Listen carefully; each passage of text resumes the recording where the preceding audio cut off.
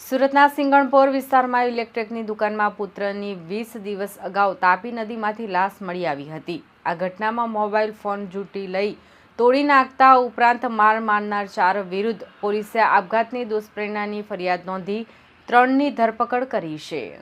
સિંગણપોરની શ્રદ્ધાદીપ સોસાયટીમાં ઇલેક્ટ્રિકની દુકાન ચલાવતા વિનોદ પોપટ ગેડિયા તારીખ 14 ફેબ્રુઆરીએ બપોરે દુકાનેથી જમવા ગયા બાદ પરત આવ્યો ન હતો,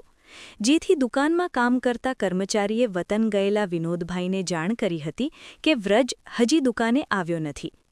જેથી વિનોદે તુરંત જ વ્રજને ફોન કર્યો હતો, પરંતુ ફોન બંધ હતો અને બીજા દિવસે વતનથી પરત આવ્યા ત્યારે પણ વ્રજ ઘરે ન હતો, જેથી ચોંકી ગયા હતા। વ્રજના ગુમ થવા અંગે કતારગામ પોલીસમાં જાણવાજોગ ફરિયાદ નોંધાવી હતી, પરંતુ તારીખ 16 ફેબ્રુઆરીએ સંબંધી હસ્તક વિનોદને જાણવા મળ્યું હતું કે તારીખ 14 ફેબ્રુઆરી એટલે કે વેલેન્ટાઇન ડેના દિવસે ભરીમાતા રોડના સેરેનિટી હોમ્સની યુવતી તેના પ્રેમી સાથે ભાગી ગઈ હતી, જેથી યુવતીના પરિજનો યુવકના મિત્રને પકડીને માર મારી રહ્યા હતા ત્યારે વ્રજ પોતાના મોબાઈલમાં વિડિયો ઉતારી રહ્યો હોવાથી દિલીપ ધનજી ગોંડલિયાએ મોબાઈલ ઝૂંટવીને નીચે ફેંકી દેતા ફોન તૂટી ગયો હતો।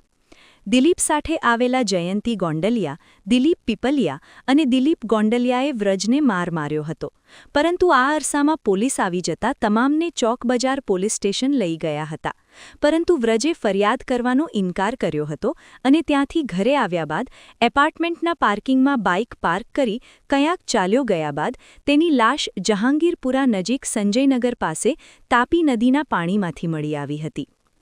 વ્રજના પિતા ગટરોજ ચોક બજાર પોલીસ મથકે પહોંચ્યા હતા અને પુત્રના આપઘાત માટે ભરીમાતા રોડ સેરેનિટી હોમ્સમાં રહેતા જયંતી હિરજી ગોંડલિયા, દિલીપ જીવરાર પીપલિયા, દિલીપ ગોંડલિયા અને ભાવેશ મોહન ઘોઘારી વિરુદ્ધ દુષ્પ્રેરણાની ફરિયાદ નોંધાવી હતી। પોલીસે જયંતી ગોંડલિયા, દિલીપ પીપલિયા અને દિલીપ ગોંડલિયાની ધરપકડ કરી હતી। LK star news, Surat.